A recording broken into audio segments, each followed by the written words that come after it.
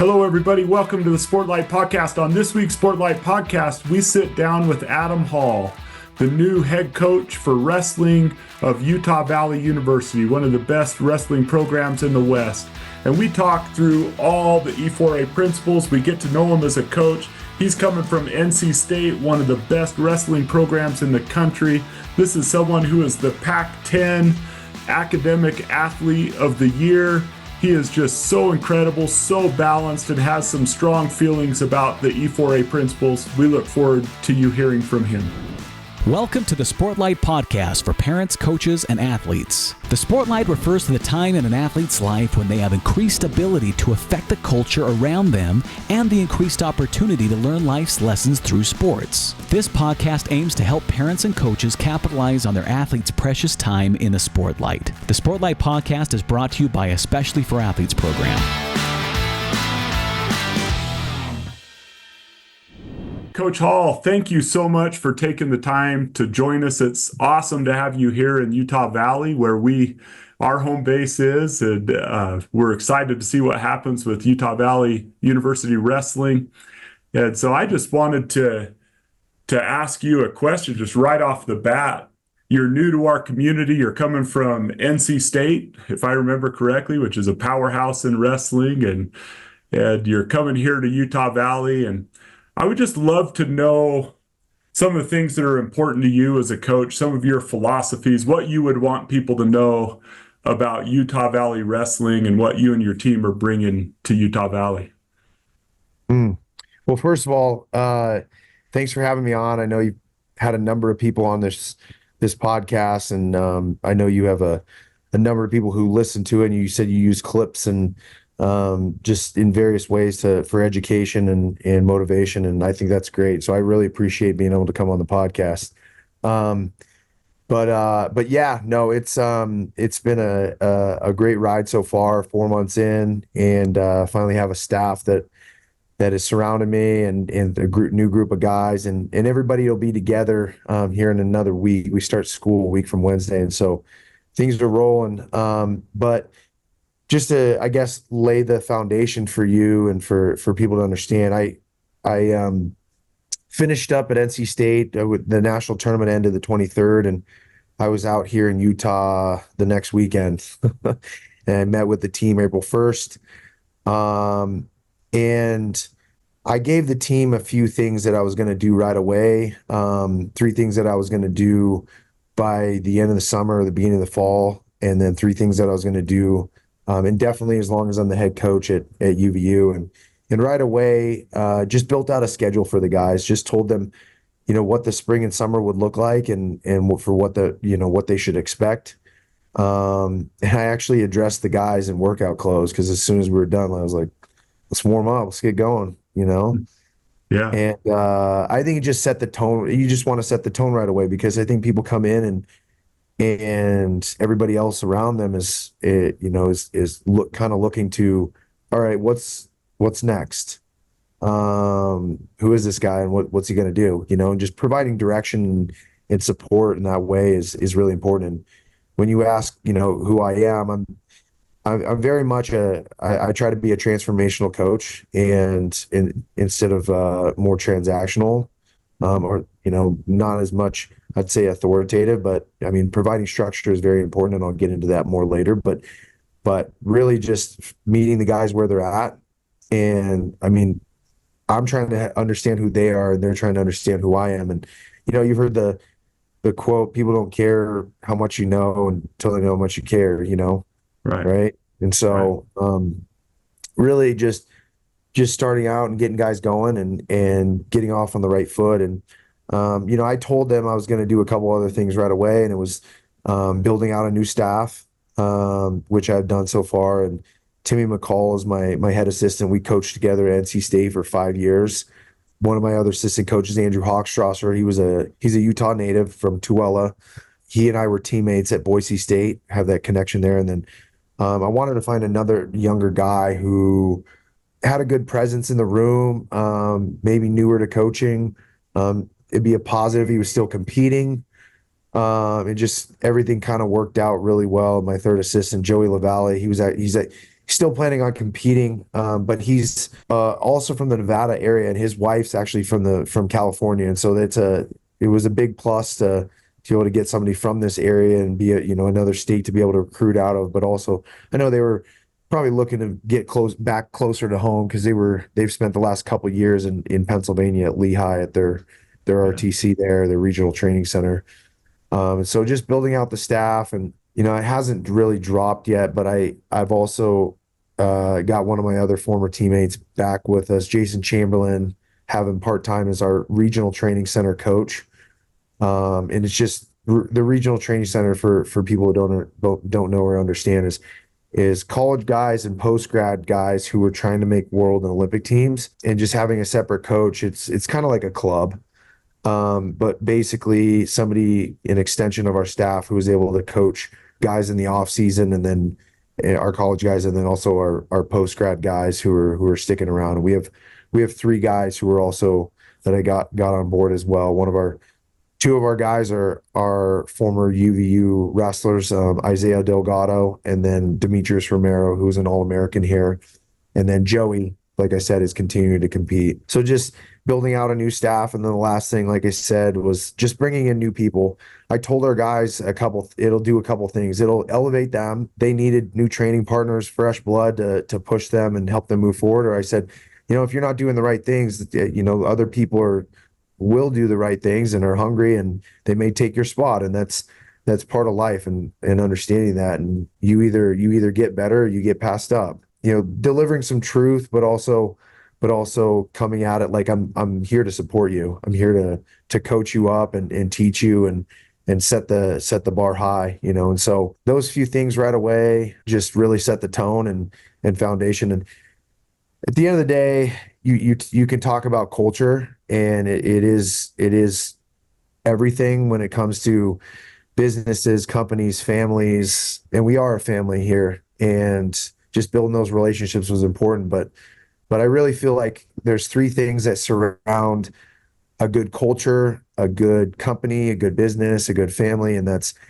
role responsibility, accountability, and communication. And when you have those 3 things in check, they're nurtured, I think that you're going to find a good culture wherever that is. And when you have those 3 things and you put energy and effort into those things. And so I knew that right away, and just holding our guys accountable, communicating with them what the expectations are, and then just helping them understand what my role is and what their role is. And everybody has a role on the team. And for this program to move forward, we need everybody involved. And there were a couple of guys right away that just walked into my office and said, "We love what you're about to do and what you are already doing, but I don't have my heart to do that." And I respected them for coming to meet with me to talk about it. I wanted to make sure that they had something in front of them and not just like, "Hey, I don't really know what I'm going to do." Yeah, I would have said, just stay a little bit longer.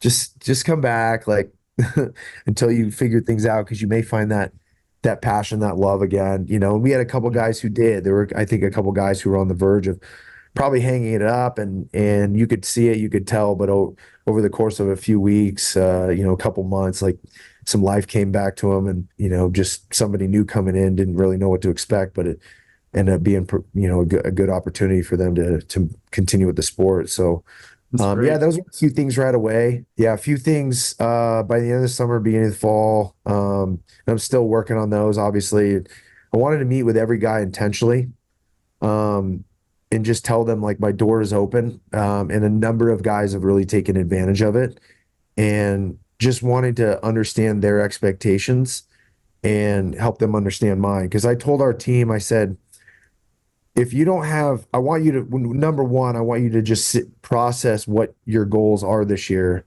And if they don't scare you, then I don't really look at them as goals. At that point, it's like, if you already know you're going to accomplish this, you've already done it, like, why would you have it as a goal then? I looked at one of our guys who had qualified for the national tournament. I said, "It's probably not your goal to qualify for the national tournament, is it?" And he's like, "No." I said, "It shouldn't be. For everybody else, it shouldn't be. Your expectations should be high. And if they aren't high, I'm going to help you find what that is and tell you what you're capable of, And I think it was really important to open the guy's eyes to, there is a lot out there and there's more to work for. Like I said, meeting with every guy intentionally and just helping them understand where I'm at and try to meet their expectations and or raise their expectations. Second thing, by the end of by the fall, as I'm drug testing the team, I told the guys there won't be drugs in or around our program. I know some programs around the country turn a blind eye to it or don't care for it or whatever it is, but I want to eliminate that distraction, just because I just don't feel like it's conducive to high level athletics, elite athletics. I get it. There's some people, there's the 0.01% that can get away with living a lifestyle that like no one can live, and they can still have success and be successful. It's not reality though. For the 99.9% of everybody else of trying to win a national title or to try to accomplish goals, it's going to take a lot of hard work and discipline. And if you can eliminate some distractions to begin with, like, you might as well, and so told the team that it didn't tell them when, it's going to be at some point, but I've got approval from our administration and our athletic trainer. And they actually said, I wish more people would do that, That's awesome, and so man. I just wanted That's to set that tone. And the last thing by the fall is I wanted the team to feel like they're in a better position to win this year. And it just comes from consistency, just putting in time. And our guys put in quite a bit of time in the spring and the summer. And I actually had the guys, I had the last practice of the summer. I was like, how many of you guys here didn't miss a single workout in the spring and summer? And there were more hands that shot up than I was expecting, because I had a lot of grace this summer for guys just like, hey, coach, I'm going to be gone this week for family vacation. I already had it planned, all this stuff, but I wanted the guys to feel like when you're here, and I get it. Like you're going to go be with your family. Like we have strategic times that we're going to be off in the summer, and just setting that tone. But I had a lot of grace for the guys, and I just commended those guys that hadn't missed any of the structured time that we had during the summer. And I think it just spoke volumes. There were guys that wanted to be here and get better and train for it, And so I've reminded the team multiple times, and I'm going to remind them throughout the fall and throughout the year that I'm not going to be. I guess I'm not going to when I think about our competition or our schedule, and I can probably go through that. I'm not going to be surprised when we beat teams we're not supposed to, or we're beating individuals we're not supposed to on paper.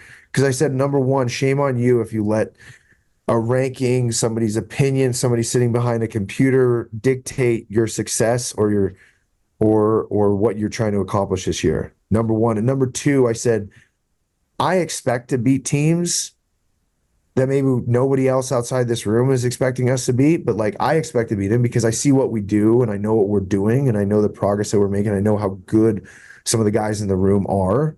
And so I expect that, and you should too, because it starts with me. I know that.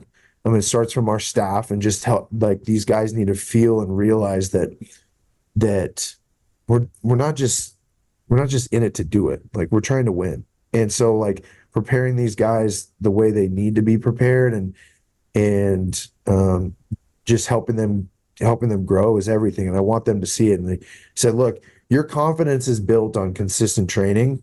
Over time, generally, like, if you really care and you do the things right, you're going to get better. And when you get better, you're going to see other results. And not saying it's going to be linear, right? But you're going to see results if you, one, care, you're doing the right things, and three, you're coachable. So, and we've seen incremental gains, and I'm just pretty excited about the upcoming year. Then the last three things, and definitely as long as I'm the head coach, number one is just building a strong culture, and nurturing it every year. Once you establish a good culture, it's great, but you have to nurture it every single year. It's almost like a sourdough starter. Like, you can't just say, like, I'm all set, Yeah. You have to feed it, you have to nurture it. And the hardest part is setting it up and making sure that it's the what you pictured or what you expected, right? Yeah. Because it's a lot harder on the back end to clean things up. And I got some good advice from actually the outgoing baseball coach, Eddie Smith. He was the baseball coach here, and he poured quite a bit of time and energy and thought into me because he was a few years ahead of where I was at, was a new head coach and in year 3. And he's like, you know, if I were to look back and do it again, I probably would have moved on from some guys earlier who didn't want to buy into what I was doing because they ended up pulling my culture down or not allowing it to move forward as quickly as I wanted to. But I did it out of fear. And I said, okay, I'm going to take that and kind of evaluate what that means for this program and really just understand like what I need to do to make sure like this is moving forward in the right direction. Yeah, that's awesome. So that culture. And then the last couple things, and definitely as long as I'm the head coach here, is just believing this program is going to win. And again, it goes back to the just helping the team feel like it's going to win, but the direction is always coming from myself and our staff, and just like we believe in you guys and we believe in your abilities and we believe in what we've just done and the training we've had. Now it's time to just go. This is the fun part because you don't have to think about anything or question everything. We can evaluate afterwards. That's fine, but just don't think about what you need to do because we've trained you and prepared you for these moments, And so, like I said, just it starts at the top, and then the last thing is just having a high level of accountability. That's the third thing I wanted to have, just over myself, our staff, our guys, our administration, and they know like I'm pretty vocal, and I've asked a lot of questions, and I'm like, look, you didn't hire me to just run a program and just hopefully be in the top 25 one year. I think when we were kind of identifying what the expectations would be, we aligned with it's very possible for this program to be in the top 10. And there's a lot of talent in the state of Utah. There's a lot of talent in the West. Shoot, I was a part of a team that it was a mid-major school, and we finished in the top 10. And every single guy on the roster was from a Western state. And I have a lot of background in recruiting Pennsylvania, in Ohio, and New York, and all over the Midwest and the Northeast. And looking at that fact that I was a part of a program that was built on people from the West was just kind of eye-opening. Because I didn't really think about it until I actually sat down and talked with Andrew about it. And there's just a lot of talent in the West, and there's not as many opportunities as there is in the Midwest and back East. And just some people want to stay closer to home, And so, yeah, just a high level of accountability over everything is what I plan on doing. So hopefully, I know it was a little long-winded, but hopefully that gave you kind of a comprehensive look at what's been going on and what's about to happen. Well, I think it's cool for people to be able to hear, hey, if I'm considering Utah Valley University wrestling, that was a great explanation. You can play that for the people in the West and just say, this is what we're all about. And I love that. You said something there. I wanted to ask you another question about that. You want to be a transformational, not a transactional coach. Could you explain what you mean by that? Yeah, just to me, it boils down to just understanding your role as a coach. For me, it's to build people up and build relationships with them and help them become the best person that they can be. Because and I use a lot of life lessons, and our staff does too. We just try to emphasize that it's what the bubble that you live in is very short term. It's going to end at some point. You're going to be out in the real world, and the more we can prepare you for that, the better. Because I think at the end of the day, people know that wrestlers are hard workers, generally hard workers, and I'll use this from the previous coach that I was working for, Pat Popolizio at North Carolina State. He'd always used to say, like, if you treat your life like a professional in an amateur sport, you're going to run circles around people. You're going to pass people up a lot faster. So if you actually take this serious and live your life completely like a professional athlete and like you're capable of, it takes a lot more discipline because you're going to be surrounded by people who aren't going to do that. You're going to see gains a lot faster. And I just look at it like, how do I get the most, and how does our staff get the most out of the people around us by holding them accountable, speaking truth to them, building them up, um, providing the resources necessary to be there. It's just like, I think it's all encompassing to be a transformational coach. I was saying this to, I don't know, a mom or somebody last week about just being a cookie cutter coach and just like throwing out there, like, this is what we do. And there's things that like our team will do and we do as a team, and there's certain things, but it is an individual sport. And even in team sports, you have individuals that come together and they don't all learn the same. They don't all speak the same language in terms of what they're seeing and what they're feeling. And, and so you can't just, I said to the parent, I said, I think it's lazy to be a coach like that because you're saying this is my way or the highway. Mm-hmm. And you're not going to get the best out of people that way. And so it's not about me. And so at the end of the day, when we're doing things as a staff, and if we ever come to a point in the road where we're having a hard time with something, I'm hopefully going to point it back to the guys and just say, okay, is this the best decision that's for the guys? And sometimes that means, like, again, making a hard decision that's going to hurt people's feelings or whatever it is. Is this best for the guys and for the team? Because at the end of the day, the other thing that I mentioned in an interview, and I've mentioned to a lot of people, was that I'm going to run this program like a business. Because at the end of the day, no one person is bigger than the program, and a part of our culture. Like, it's going to be rock solid because we're bought in together. And I think about transformational versus transactional, and to me, transactional is you're trying to get something out of somebody for your benefit, not for their benefit.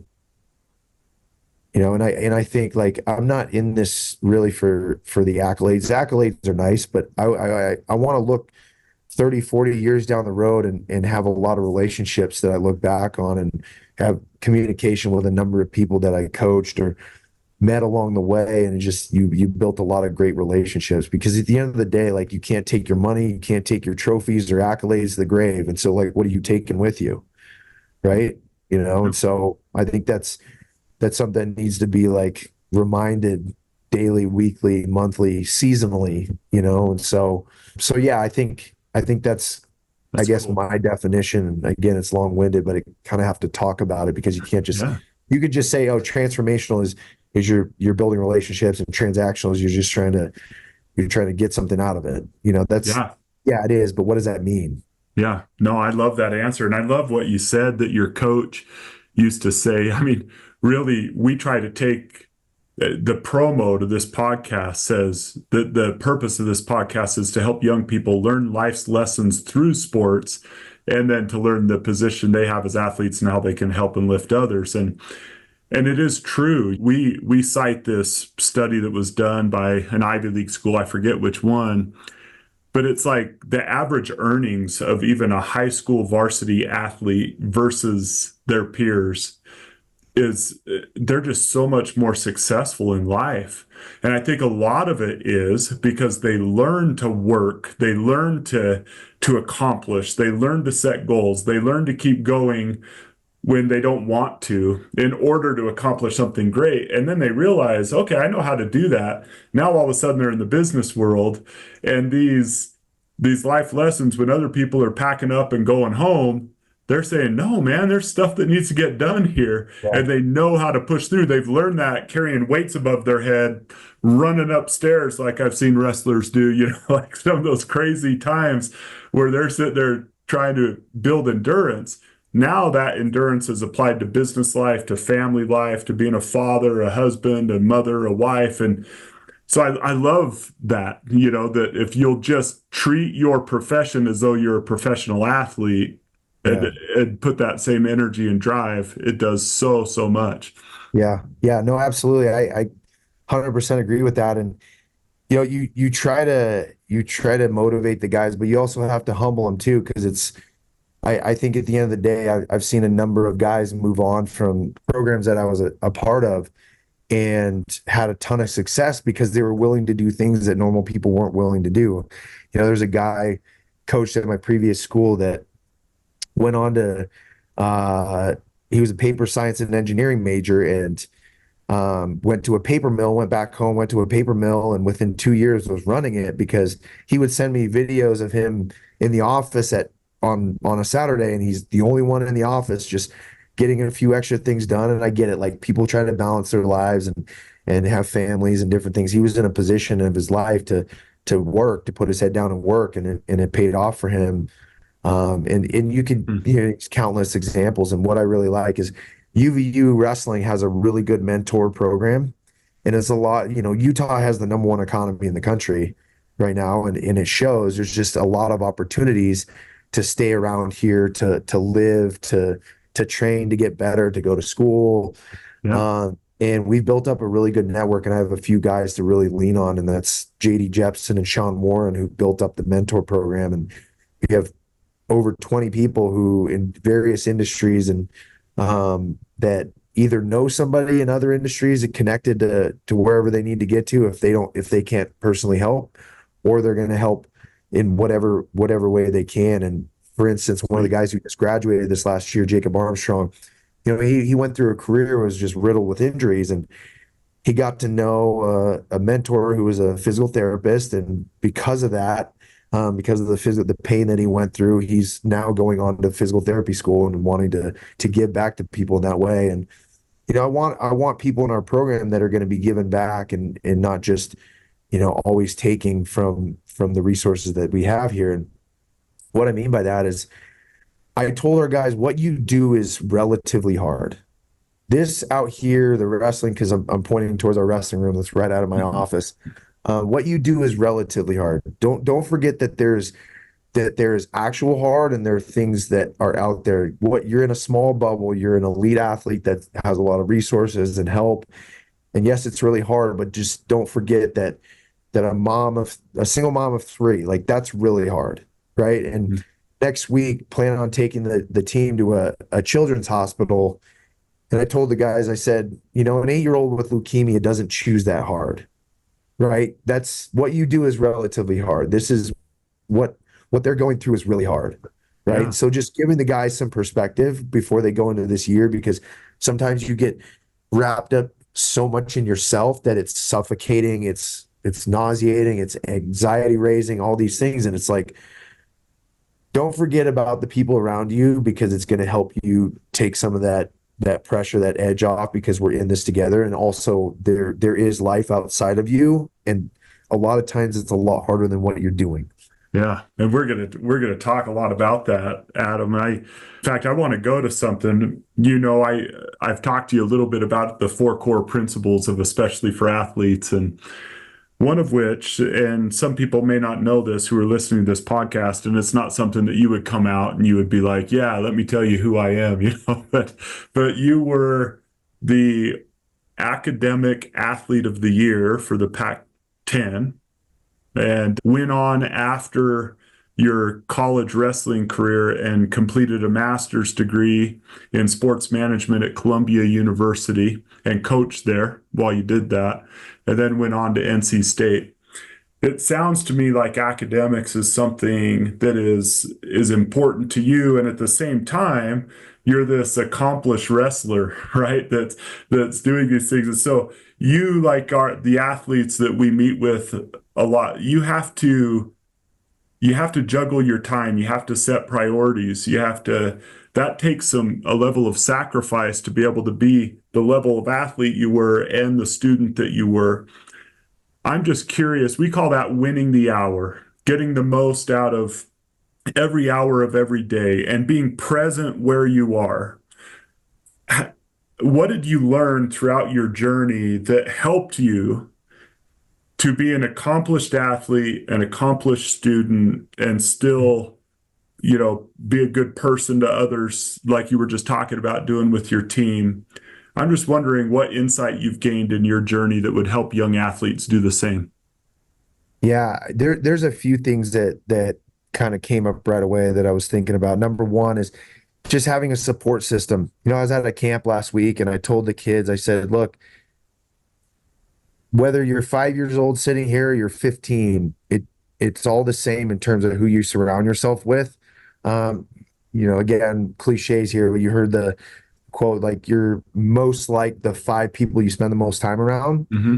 And I think that is true because you end up forming habits, you end up forming ideas and based on the people you're probably surrounded by and getting influenced by.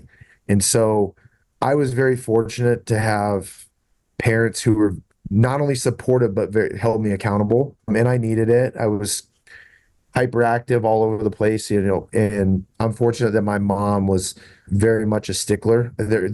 Say my dad didn't have to say a whole lot because a lot was said by my mom, like you're going to be doing this if you don't get your homework done, or if you come home with B's or less, you know.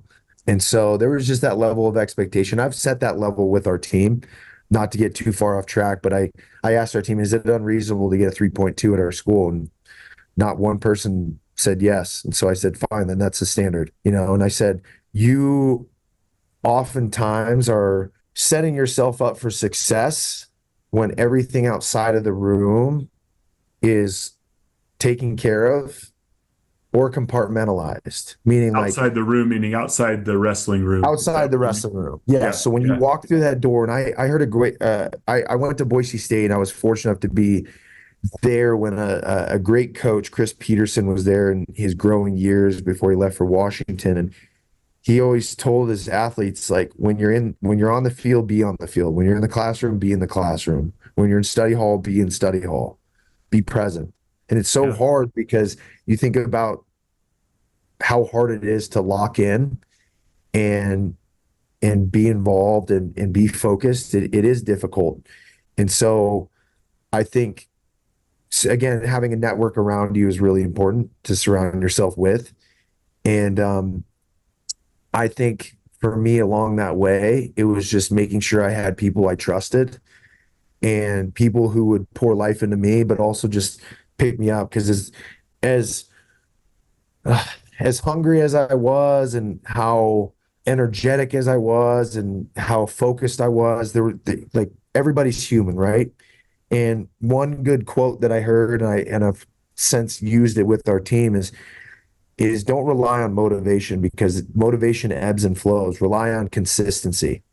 Hmm.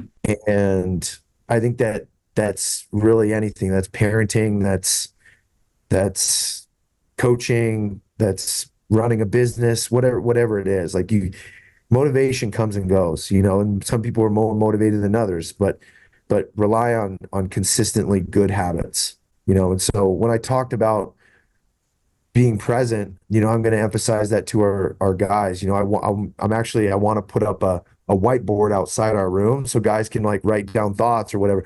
Like leave it at the door and you walk in. Like, you may have a really important math test tomorrow, which you're going to study for after this practice, but come here, leave that baggage at the door, get the most out of this practice, leave and move forward. And so I think that's a really hard thing for people to do in life, but also in sport, is being able to compartmentalize and just be able to say like, all right, what can I actually control in this moment? I can't control that math test. I really can't. It's tomorrow. I'll deal with it then, or after this practice when I need to go study. And that's a lot of things. Like you take a loss and it's like, I can't do anything about that loss. I'm only going to take what I can process from that and move forward.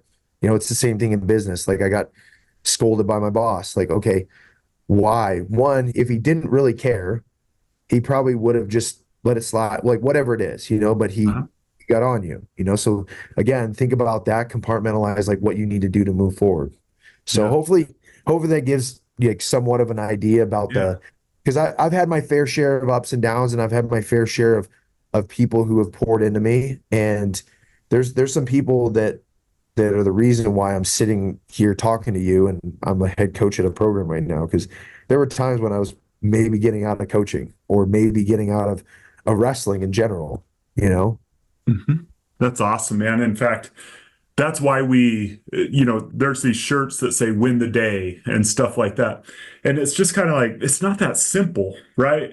Because we face these situations where we have relationships, and we have classes and we have our sport and then all these things that are going on. And we have found that the most successful people are those that during the transitions, and I love that idea of being able to write on the board and leave things out of the room, because if we can concentrate on the transitions, and this is what we train athletes to do, like, okay, I'm transitioning from one mode to another. Now, what do I need to do to win the hour, to win this next part? And so often we lose the next hour because we're so worried about what happened the last hour, or we're worried about what's going to happen in the next hour, that we don't. I love the phrase you said, we don't lock in, right? We don't lock into the moment that we're at. And we have found that successful people, and we've interviewed many of them on this podcast, they all have something like that. They all have the ability to say, to compartmentalize, to say, okay, I can't control that. I can control this moment, right? And so I'm going to ask myself the question, what can I do to get the most out of this opportunity that lies ahead of me that I have control over right now? In fact, one of the things we wrote in our book is that there's kind of two days where dreams and goals go to die. It's yesterday and someday. Yeah. Right? Because it's like, if we're living in yesterday and someday, we're doing nothing now, like we're doing nothing today. And so we don't ever accomplish what we want to.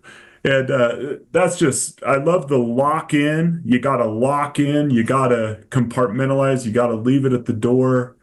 And that's super helpful. Can I ask you a question about one of our other core principles? And that is competing without contempt. Now you've competed in, and now you coach a combat sport, right? Like maybe the most physical sport that there is. And what we do, we even, when we write it up on the board, we capitalize compete. We aren't telling people just go hug people, who cares who wins. We think you lose something in sports if that's the way that you are. But what we're concerned with is, what's your fuel? Is your fuel love, like love of my sport, love of winning, love of my coach, love of my teammates, love of my school? Like, is that what motivates me? Is that what gives me fuel to work, to persist?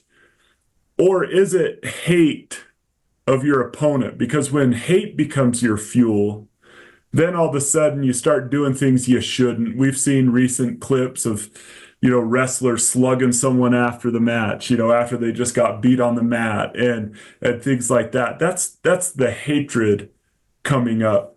I would just love to know your thoughts about what you've learned about competing like crazy, like fierce competitor, but in an appropriate way. Yeah.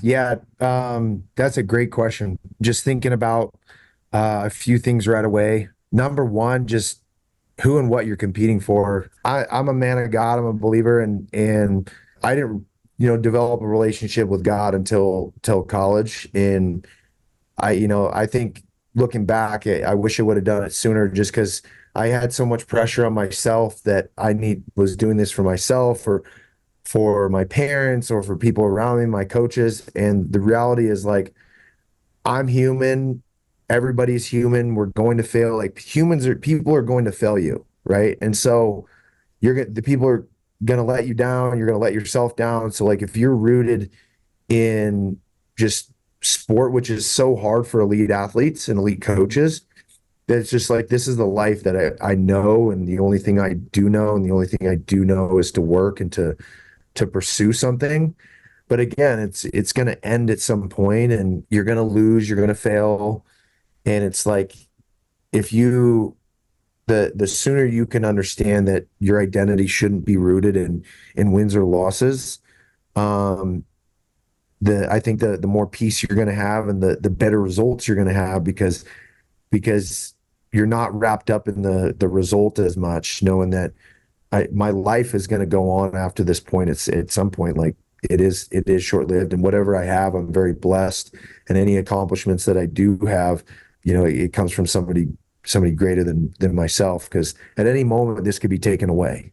Right. any mo- any moment. And so knowing that is, I think, really important. And just like I said, just trying to help our guy. And you talking about transformational, is just helping guys transform and understand, like, dude, I'm gonna love you regardless. You know what I mean? Like, you're here for a reason, and you're gonna go on to do great things, and whether you accomplish your goals or not, I'm still gonna love you.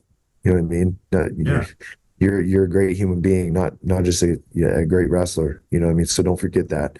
Second thing is, I look at, like, through that process, I think it is okay to just find certain motivations, and the more you can love to compete and hate to lose, as opposed to loving to win, I think the more along the way you're going to manage the ups and downs a little bit better, because I think the motivation is different. Instead of trying to prove somebody or something, or organization that thinks you're not good enough, like, instead of trying to just prove them wrong, I think that finding the true passion and true love within that, and it looks different for different people. And I think it's up to coaches to help guys find that, because not everybody's motivated the same, or needs to be pushed the same. But at the end of the day, like, even when you do accomplish your goals, you get there and you're like, all right, what's next? So, like, it's awesome getting to the pinnacle. It's awesome getting to certain goals. Just understand there's going to be life after that. And even the greatest athletes in the world, I'm sure Olympic gold medalists get back from Paris and they're like, right, now what? And so thinking about that, it's like, understanding that perspective is I think healthy. And it's not saying I'm gonna take a step back in my competitiveness. It's not that. It's just understand that there is a journey. And I'm very much like a destination person. Like, how do I get there? Like, what do I need to do to get there? And I think God humbles me in a lot of different ways. It did as an athlete, doing it as a coach, and it's just like, slow down for a second and understand, like, what is going on around you and what you need to be doing in this moment. And it goes back to that, like, compartmentalization. In my career, I probably could have learned some better focus tips and some compartmentalization tips as well, because I had a lot going on in my life. I was an honors student I was in the honors college at Boise State, and I was getting my master's at Columbia, and I was competing and coaching at the same time. I was kind of losing my mind. So it's like, I really had to learn that on the back end on how to compartmentalize, because somebody told me, like, oh, you're in the busiest time of your life, and then it only gets busier from here.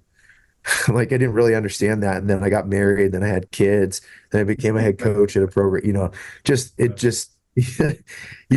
have to be able to manage it while you're in it, and enjoy and have some joy through that. Cause joy, to be honest, is the true freedom. Being able to come in and just, like, again, telling our guys, like, I know this is hard, but, like, tell them, like, you find a game within it. You have to do something where it's like, all right, it's me versus myself today. It's not me versus anybody else, and there's fun in that. Like, I'm just trying to compete against myself, so, That's great. again, long-winded answer, but trying to cover those bases of what it looks like for I guess the system that I came up through, and what I'm learning through the process of being a head coach. Yeah, that's really cool. I love that idea of competing against yourself. And we've had so many, like, elite athletes and coaches like you that have talked about the importance of separating, like, your identity. Sometimes the reason why we compete with hatred or react in inappropriate ways to losses is we've tied too much of our identity into outcomes. And so all of a sudden an outcome doesn't go the way we want, or we don't reach the pinnacle, we don't reach the goal that we hoped for. And then we feel defined by that instead of by the process. You could be a hard worker, a great teammate, a great goal setter.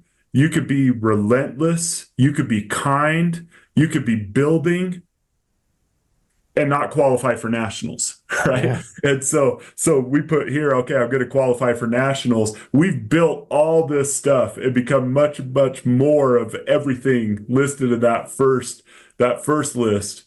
and then we don't qualify for nationals. And some just put so much of their identity here that they fail to see, what life has given them, or I'm a man of God as well, and what the opportunities God has given them to grow, to build, to become. And so I love that when we don't separate those two things, process from outcome.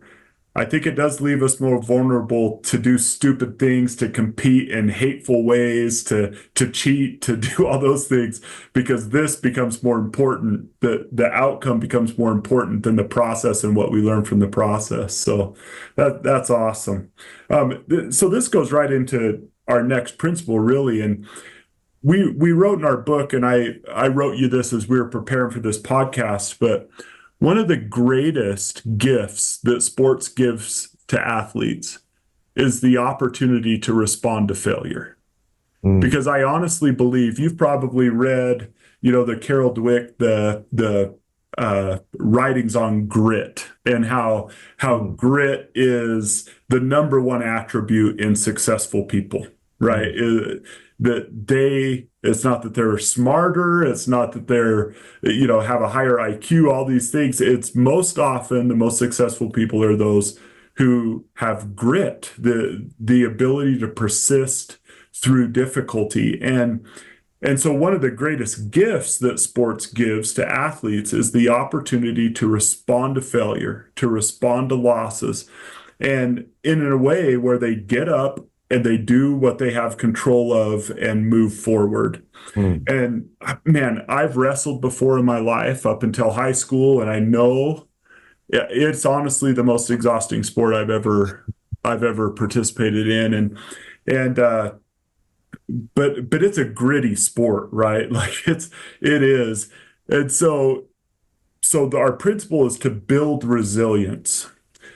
That sports helps you build resilience if you do it the right way. Like if you just quit, walk off the mat, pout, make excuses, blame other people, do all that stuff, you don't build any resilience, right? You build a crappy life with a great excuse for it. But if you respond with grit, you could build resilience, and that allows you to then apply that to other things in life. So I'm just curious, what have you learned about or experienced? What would you say to young athletes about building resilience as they compete? Yeah, man, you said a lot of great things that I'm sitting here processing that.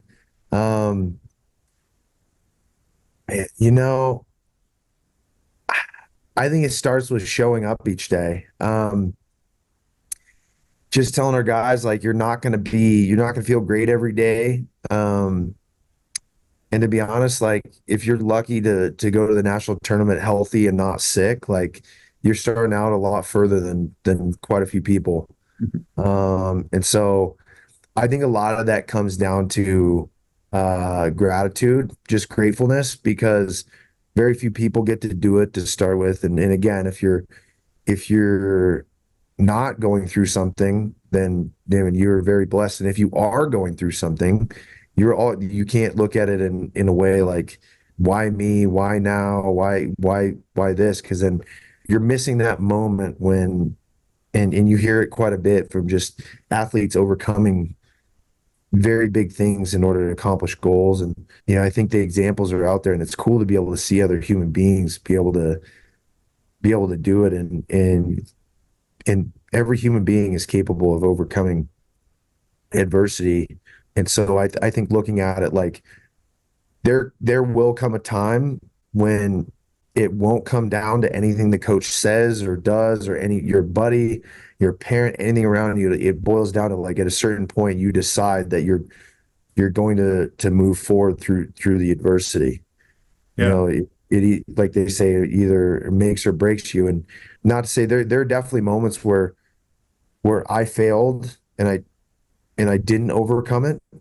And maybe it took another time for me to fail in something else to understand, like, no, I don't want to go through that again. Or, I think that's in life, and especially when you get to a point where you have people relying on you. That's guys on our team, our our staff. I have 2 kids. I'm married and have 2 kids. And again, not every day is going to be great. Not every day you're going to be feeling your best, and just continue to show up, because I think over time that, like I said, the consistency instead of motivation is a big piece. And I think you get to celebrate those successes a little bit better. It's like nothing great came easy, right? Right. And so I look at it like in terms of building grit and resilience, it's a muscle. If you don't ever get under the barbell and go through some pain, like how are your muscles going to grow? How are you as an athlete going to grow if you don't go through the pain of practice, if you don't go through the pain of defeat? And it's just like, I think some people, I'm a very, I do, like, early on dealt with some OCD, some perfection and those type of things. And like, at the end of the day, I wish I would have had somebody that just said, get over yourself. Like, you're not going to be perfect, nor should you. Like, there's a path, like, pursuit of perfection. And if you ever get there, you go 39-0 on a season. Like, yeah, it's awesome, but again, life will continue on, and you're going to have more adversity, more obstacles. And so you can't just rest on the laurels of that one time that you accomplished a goal. It's just the same thing in life. It's like the bills that come, the obstacles that come, just different things, and just showing up. And then I think having a plan. I didn't say this earlier, but sometimes I think people are stuck in failure or stuck in hard times because they almost live too much in the moment, and they're not, all right, let me see where I'm trying to get. Let me work backwards and see what kind of process that looks like. And let me see if I need to get help. And let me see if I can ask somebody questions about it, or let me see if I can write this down and process, instead of just waking up every day and just approaching things without any thought or without any preparation or planning. There is letting life happen. There is the fine balance of being in the moment and compartmentalizing, but also planning and preparing. So I think that goes along with like building resilience and grit, because grit and resilience, like, there's a quote, like, if you're going to be dumb, you better be tough. And it's like, I think you figure things out a lot faster if you have to go through some hard things, and you could have prevented that in a different way. And hopefully you learn from that, and you don't make the same mistakes. Right. So if it boils down to, I'd say it's a muscle, and it's something you can't shy away from, and you have to approach and manage it. Yeah, that's cool stuff. And, you mentioned this a couple of times. I was going to ask you, I had a note to ask you about it earlier, because that motivation over consistency, or I mean, consistency over motivation, right? That showing up, like just you keep showing up. And when you couple that with what you just talked about, show up with a plan. We have a quote that we love. It's Michael Ashler. He said, "The bad news is time flies. The good news is you're the pilot." Right. And so there's people who just wake up and let life happen to them, and they live this very responsive life. And we had Justin Sua on our podcast. He's the mental performance coach for the Tampa Bay Rays. And he made a comment. He said, "Do you live a life by design or by default?" And if you figure out, you have the humility to go to someone and say, "Here's where I want to be." You're there. What was the process you went through to get there? And then you lay the process out, and then you focus on consistency instead of motivation, right? Like, just show up, just keep showing up and doing that process, and you'll most likely end up, if not there, close, right? And so I love those thoughts, those values that seem to be really important to you, that come up over and over again, is that in our conversation, is just don't focus so much on what motivates you. Focus on process and consistency, because you and I both know part of being resilient is you're going to wake up and many days not want to do what is demanded of you to be great, to accomplish what you want. The great ones are not the ones that wake up motivated every day. The great ones are the ones that wake up and say, "I don't feel like it, but who cares? Yeah. I'm showing up." And so that's winning the hour and resilience are really tied together. And that's awesome. Well, I have one last question for you, Coach. And one of the big things that we're all about, our book, the podcast, it's called the Sportlight. We believe that there's an extra attention that is given to athletes because they're in the spotlight, because they're competing, because they're big, strong, athletic people that others look to. And we try to encourage them to seek to bless, not to impress people. And to live their eyes. Our wristband says, eyes up, do the work. Eyes up, looking for people that need you, that need to be lifted, and then do the work to lift people, to help people. And we believe that athletes, everything they do is more powerful, for good or for bad, right? And that they should use their strength to lift people up, not to push people down, to make people feel safe, not to make people feel intimidated.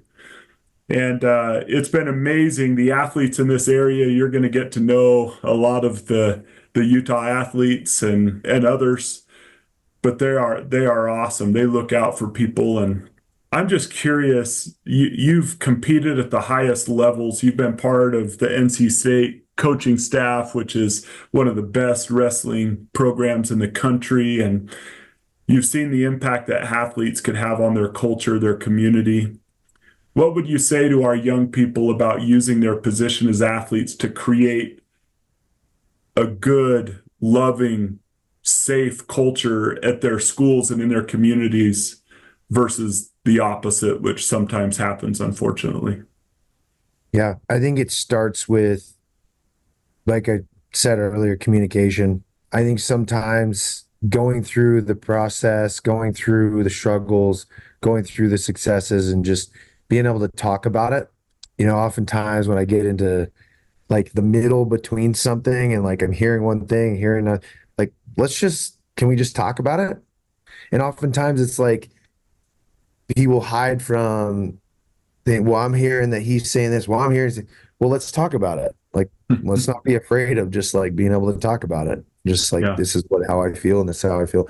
Well, let's also talk. Let's talk about it and think about some truth here, and also figure out where we need to go with this. And I think providing an environment where people have a voice, and I'll say this, like, being able to give the guys a voice is very important, but they won't always have the best answers or what they think is right for them. Because at the end of the day, you just remind guys, like, who in here has a path, like a roadmap for winning a national title? No one in here. I've coached national champions, been around world champions, world medalists, just coached a lot of people, and just had to learn through the process of what that looks like, and what these high level athletes, elite level athletes look like, and what they're doing and what their habits are. And I think they're a part of environments that have accountability and also love. I think there's a pretty good balance within that, and a lot of it comes from communication. I think just don't be afraid to just share your thoughts and have an honest conversation with people around you and people above you and people below you. And just know at the end of the day, like, I also can't also say like, oh, I'm going to get my way with everything. Like, no, that's not how life works. Right. And just understanding that and having some, like, it's okay to be motivated. It's okay to be like very hungry and push the envelope, but also understand like again, get over yourself. Yeah.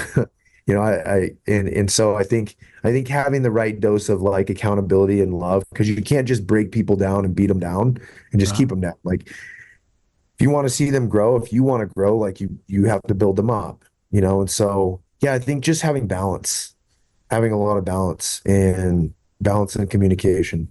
Well, Coach, it's been an honor to get to know you better, and we're blessed to have you here in Utah Valley. We're so excited to see everything that you're going to do with the wrestling program.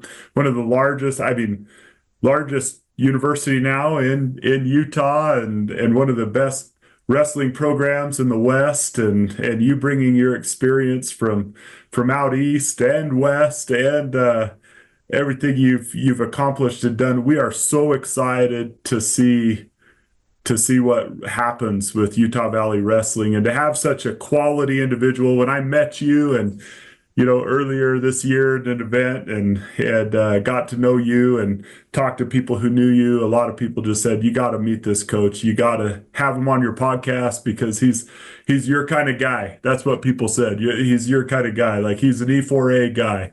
And so hearing from you, I could see deep down, the most important things are the most important things. And so we're blessed to have you here. We're honored to have you here. And thank you so much for joining our podcast today. Any parting thoughts you have for people as we close up? Now, again, I appreciate you, and I really love what you do and the word that you spread, and it's just it's a blessing to be on here and go Wolverines. All right. Thanks, Coach.